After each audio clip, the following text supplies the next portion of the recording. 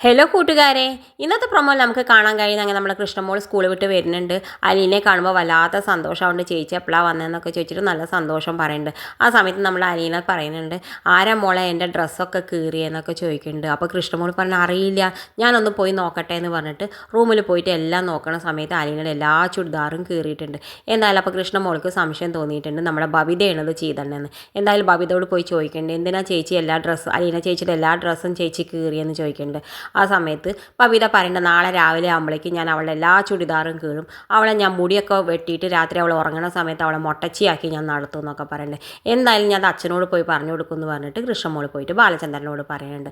ആ സമയത്ത് ബാലചന്ദ്രൻ പറയുന്നുണ്ട്, ഞാൻ അവളെ കാണിച്ചു കൊടുക്കാമെന്നൊക്കെ പറഞ്ഞിട്ട് എന്തായാലും ബബിതയോട് പോയി ചോദിക്കുന്നുണ്ട്. ബബിതനെ നീ എന്തിനാ ഇങ്ങനെ ചെയ്തതെന്നൊക്കെ ചോദിക്കുന്നുണ്ട്. എനിക്ക് അവളോടുള്ള ദേഷ്യം കാരണം എന്ന് പറയുന്നുണ്ട്. ആ സമയത്ത് അണക്ക് ഇവിടെ കഴിയണമെങ്കിൽ, എൻ്റെ മകളായിട്ട് കഴിയണമെങ്കിൽ ഞാൻ എന്നെ അനുസരിച്ചിട്ട് നിനക്ക് കഴിയണമെങ്കിൽ മാത്രം കഴിഞ്ഞാൽ മതി, അല്ലെങ്കിൽ അണക്ക് ഇവിടെ നിന്ന് പോവാന്നൊക്കെ പറഞ്ഞിട്ട് അവളോട് കുറേ ദേഷ്യപ്പെടുന്നുണ്ട്.